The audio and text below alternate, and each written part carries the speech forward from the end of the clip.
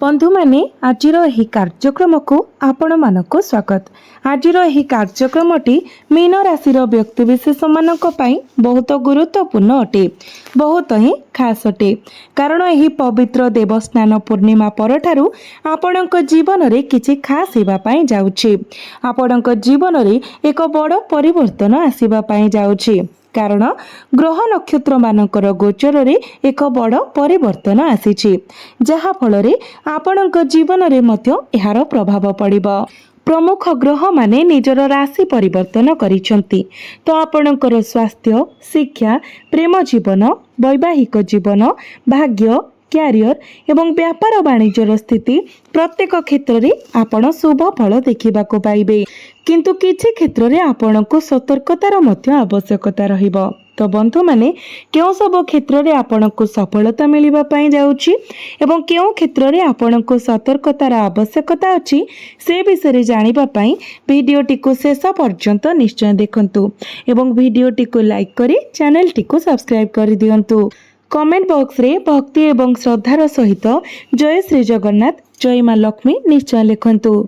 तो बंधु माने आपणक राशि अधिपति हेउछंती देवगुरु बृहस्पति। गुरु आपणकर पंचम भावरे गोचर करुछंती। गुरुंक सहित बुध एवं शुक्र मध्य पंचम भावरे गोचर करुछंती। शनि आपणकर प्रथम भावरे, मंगल तृतीय भावरे, सूर्य चतुर्थ भावरे, केतु षष्ठ भावरे एवं राहु द्वादश भावरे गोचर करुछंती। तो प्रथमे आसंतु आपणकर स्वास्थ्य विषय आलोचना करिबा। तो प्रथम भावटी होइथाय आपणकर स्वास्थ्यर भाव, इम्यूनिटी सिस्टम रो भाव। आपणक प्रथम भावर अधिपति हेउचंती देवगुरु बृहस्पति। वर्तमान शुक्र एवं बुधंक सहित गुरु पंचम भावरे गोचर करुछंती। गुरुंकर दृष्टि प्रथम भाव उपरे रहुछि।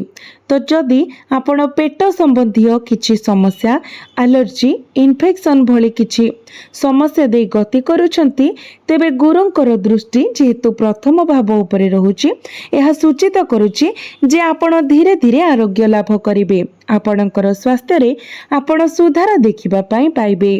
तथापि जेहेतु आपणकर शनि 7.5 द्वितीय पर्याय वर्तमान चलीछि, तो आपण टिके ओभर थिंकिंग करि पारंती, जहा द्वारा गंभीर मुंड बिंधा, निद्रा रे बाघात, मानसिक उत्तेजना किंबा प्रबल चापर आपण सम्मुखीन होई पारंती।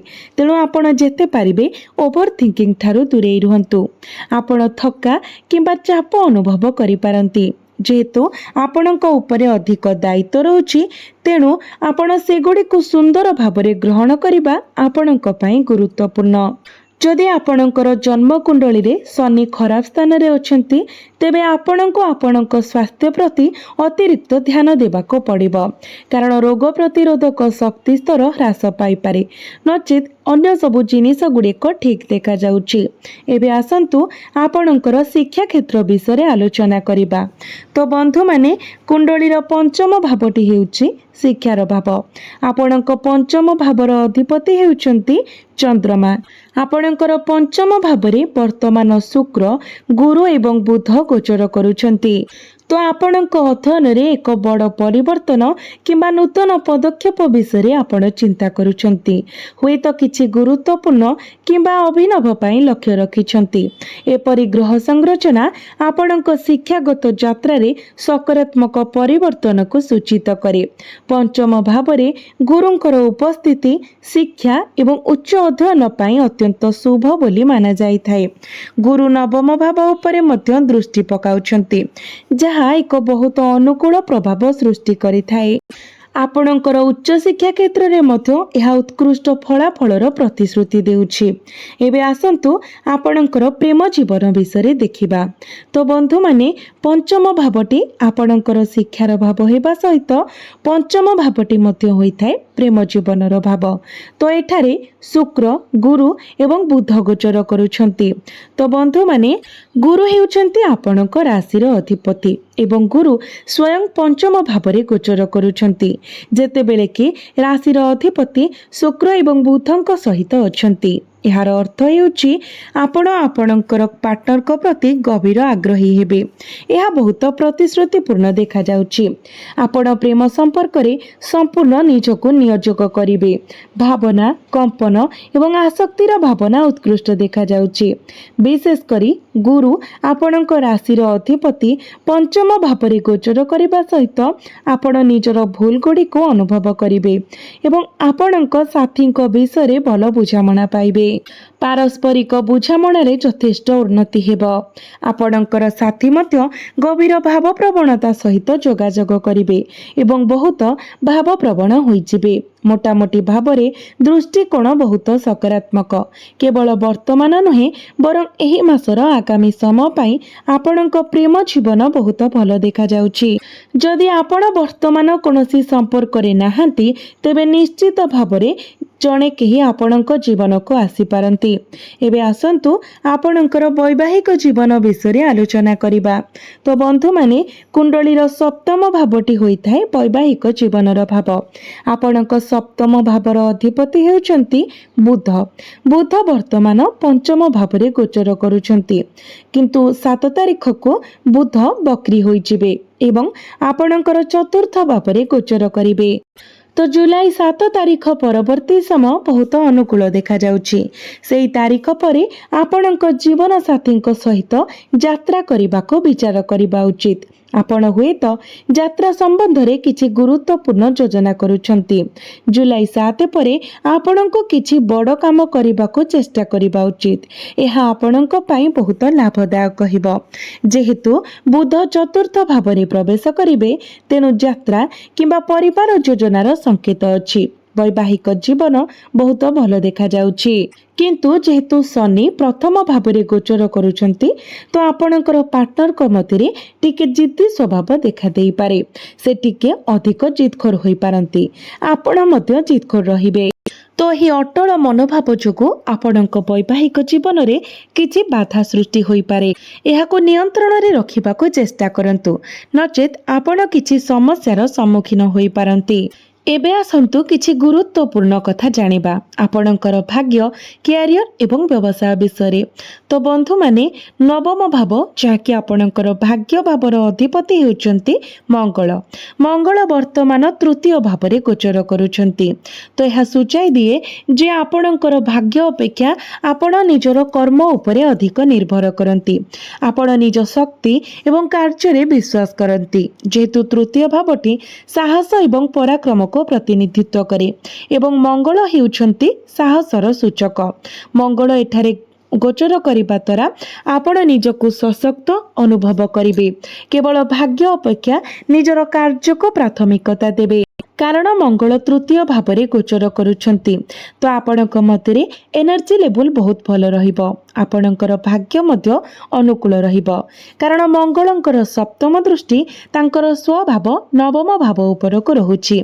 यह निश्चित करे जे आपणकर भाग्य प्रकृत रे भल रहिबो एवं मंगलंकर समर्थन मध्य आपणको प्राप्ति हेबो।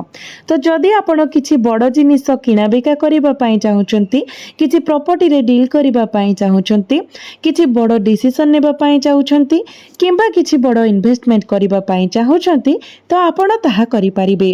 जेहेतु गुरु भाग्यर सूचक एवं भाग्य भाव उपरे दृष्टि देउछंती तो भाग्य आपणक सपक्ष रे अछि एवं समर्थन प्रदान करुछि। मंगल मध्य आपणकर नवम भाव को देखुछंती, जहा सूचाई देउछि जे आपणकर भाग्य एठारे अनुकूल। सेही समय आपणकर आभ्यंतरीण शक्ति, साहस एवं आवश्यक प्रयास करिबार प्रवृत्ति अछि। जदि आपण एक शुभ कार्य किंबा एक गुरुत्वपूर्ण घटना करबाको भाबुछंती तेबे मु निश्चित भावरे कहिबी जे आपण आगको बढ़िबा उचित। अधिक चिंता करंतु नाही किंबा संकोच करंतु नाही, केवल कार्य रे आगे चलंतु। एबे आसंतु आपणकर कैरियर विषय जानिबा। तो दशम भावटी हेउची कैरियर भाव। गुरु हेउछंती आपणक दशम भावर अधिपति। वर्तमान गुरु आपणकर पंचम भावरे उच्चस्थ होछंती। पंचम भावटी हेउची त्रिकोण। जेतेबेले दशम भावटी हेउछि केन्द्र। तो एठारे केन्द्र त्रिकोण राजयोगर निर्माण हेउछि जहाँकि अत्यंत शुभ मिश्रण। यह व्यतीत दशम कर्ता भाग्य भाव एवं लाभ भाव सहित संयोग करुछन्ति। तो जदि कहबा ଏହା ଆପଣଙ୍କ ପାଇଁ ସବୁଠାରୁ ଲାଭଦାୟକ ସାବ୍ୟସ୍ତ ହେବ। ଆପଣଙ୍କ କ୍ୟାରିୟର ସମ୍ଭାବନା ଅସାଧାରଣ। ଆପଣ ହୁଏତ ବର୍ତ୍ତମାନ ସୁଯୋଗ ପାଇଥିବେ, ହୁଏତ ଗତ କିଛି ମାସ ମଧ୍ୟରେ, ଯଦି ନୁହେଁ ତେବେ ଖୁବ୍ ଶୀଘ୍ର ଆପଣଙ୍କୁ କିଛି ବଡ଼ ସୁଯୋଗ ମିଳିବା ପାଇଁ ଯାଉଛି। ଆପଣ ଏକ ନୂତନ ଉଦ୍ୟମ ବିଷୟରେ ଚିନ୍ତା କରିପାରନ୍ତି କିମ୍ବା କିଛି ବଡ଼ ଯୋଜନା କରିପାରନ୍ତି। ଆପଣଙ୍କର କାର୍ଯ୍ୟାଳୟରେ ଯେତେ ରାଜନୀତି ସୃଷ୍ଟି ହେଉନା କାହିଁକି, ଆପଣଙ୍କର ଯେତେ ଶତ୍ରୁ ଥାଆନ୍ତୁ ନା କାହିଁକି, ଆପଣ ସେ ବିଷୟରେ କିଛି ବି ଚିନ୍ତା କରନ୍ତୁ ନାହିଁ। ଆପଣ ନିଜର କାର୍ଯ୍ୟ ଉପରେ ଧ୍ୟାନ ଦିଅନ୍ତୁ। ଏହା ଆପଣଙ୍କ ପାଇଁ ଆଗକୁ ବଢ଼ିବା ପାଇଁ ଏକ ଉତ୍ତମ ସମୟ, ବିଶେଷ କରି ଯେହେତୁ ନବମ ଭାବର ଅଧିପତି ମଙ୍ଗଳ ଆପଣଙ୍କ ଦଶମ ଭାବରେ ଦୃଷ୍ଟି ଦେଉଛନ୍ତି। ତ ଏହା ଏକ ଅତ୍ୟନ୍ତ ଶୁଭ ସଂଯୋଗ ସୃଷ୍ଟି କରୁଛି। ନବମ ଭାବର ଅଧିପତି ଦଶମ ଭାବକୁ ଏବଂ ଦଶମ ଭାବର ଅଧିପତି ନବମ ଭାବକୁ ଦେଖୁଛନ୍ତି। ଆପଣ ଆପଣଙ୍କର କ୍ୟାରିୟରରେ କିଛି ଗୁରୁତ୍ୱପୂର୍ଣ୍ଣ ହାସଲ କରିବେ। ଯଦି ଆପଣ ପରିଚାଳନା, ଆଇଟି, ବୈଷୟିକ କାର୍ଯ୍ୟ, ଇଞ୍ଜିନିୟରିଂ କିମ୍ବା ଆଇଟିଆଇ ସମ୍ବନ୍ଧୀୟ କ୍ଷେତ୍ରରେ ଅନ୍ତର୍ଭୁକ୍ତ, ତ ମଙ୍ଗଳ ଏବଂ ବୃହସ୍ପତିଙ୍କର ମିଶ୍ରଣ ଶକ୍ତିଶାଳୀ। ବୃହସ୍ପତି ପରାମର୍ଶ, ଶିକ୍ଷାଦାନ କିମ୍ବା ଶିକ୍ଷା ପରି ଭୂମିକାକୁ ସୂଚିତ କରନ୍ତି ଏବଂ ରିଅଲ ଇଷ୍ଟେଟ୍, ବ୍ୟାଙ୍କିଂ, ପରିଚାଳନା ଏବଂ ଡକୁମେଣ୍ଟେସନ ସହ ଜଡ଼ିତ କାର୍ଯ୍ୟକୁ ମଧ୍ୟ ସୂଚିତ କରେ। ତ ଏହିସବୁ କ୍ଷେତ୍ରରେ ଆପଣଙ୍କୁ ଅଧିକ ଶୁଭ ଫଳ ମିଳିବା ପାଇଁ ଯାଉଛି। ଆପଣ ଆତ୍ମବିଶ୍ୱାସର ସହିତ ଆଗକୁ ବଢ଼ନ୍ତୁ। ଜିନିଷ ଗୁଡ଼ିକ ବହୁତ ଭଲ ଦେଖାଯାଉଛି। ବୁଧଙ୍କର ଦୃଷ୍ଟି ଦଶମ ଭାବରେ ରହୁଥିବା ହେତୁ ଆପଣଙ୍କ ମଧ୍ୟରେ କ୍ରିଏଟିଭିଟି ବଢ଼ିବ। ଆପଣଙ୍କର ବ୍ୟବସାୟିକ ସମ୍ଭାବନା ମଧ୍ୟ ଅନୁକୂଳ ଦେଖାଯାଉଛି। 7 ଜୁଲାଇ ପରେ ବୁଧ ଚତୁର୍ଥ ଭାବରେ ପ୍ରବେଶ କରିବେ। ତ ଆପଣଙ୍କର ବ୍ୟବସାୟରେ ଆହୁରି ଅଧିକ ଗ୍ରୋଥ ଆସିବ। ତଥାପି ଆପଣଙ୍କୁ ଦୁଇଟି ଜିନିଷ ପ୍ରତି ସତର୍କ ରହିବାକୁ ପଡ଼ିବ। ପ୍ରଥମତଃ ଆପଣଙ୍କର ଜିଦ୍ ସ୍ୱଭାବ ଏବଂ ଅତ୍ୟଧିକ ଚିନ୍ତା। ଏବେ ଆସନ୍ତୁ ଜାଣିବା କିଛି ପ୍ରତିକାର ବିଷୟରେ, ଯେଉଁ ପ୍ରତିକାର ଗୁଡ଼ିକ କରିବା ଦ୍ୱାରା ଆପଣଙ୍କୁ ଅଧିକ ମାତ୍ରାରେ ଶୁଭ ଫଳ ପ୍ରାପ୍ତି ହେବ ଏବଂ ଯାହା ସବୁ ଅଶୁଭତ୍ୱ ରହୁଛି ସେଗୁଡ଼ିକ ମଧ୍ୟ ଖଣ୍ଡନ ହୋଇଯିବ। ତ ବନ୍ଧୁମାନେ, ସେଥିପାଇଁ ଆପଣ ପ୍ରତ୍ୟେକ ଦିନ ବିଷ୍ଣୁ ସହସ୍ରନାମ ପାଠ କରନ୍ତୁ କିମ୍ବା ଶୁଣନ୍ତୁ। ପ୍ରତ୍ୟେକ ଦିନ ଗୁରୁଙ୍କର ବୀଜ ମନ୍ତ୍ର 108 ଥର ଜପ କରନ୍ତୁ। ପ୍ରତ୍ୟେକ ଦିନ ହନୁମାନ ଚାଳିଶା ପାଠ କରନ୍ତୁ ଏବଂ ପ୍ରତ୍ୟେକ ଦିନ ସନ୍ଧ୍ୟା ସମୟରେ ଚନ୍ଦ୍ରମାଙ୍କର ବୀଜ ମନ୍ତ୍ର 108 ଥର ଜପ କରନ୍ତୁ ଏବଂ ପ୍ରତ୍ୟେକ ଦିନ ଉଦିତ ସୂର୍ଯ୍ୟଙ୍କୁ ତମ୍ବା ପାତ୍ରରେ ଜଳାର୍ଘ୍ୟ ଅର୍ପଣ କରନ୍ତୁ। ଆପଣଙ୍କୁ ଅଧିକ ମାତ୍ରାରେ ଶୁଭ ଫଳ ପ୍ରାପ୍ତି ହେବ ଏବଂ ଆପଣଙ୍କର ଭାଗ୍ୟରେ ମଧ୍ୟ ଉନ୍ନତି ଆସିବ।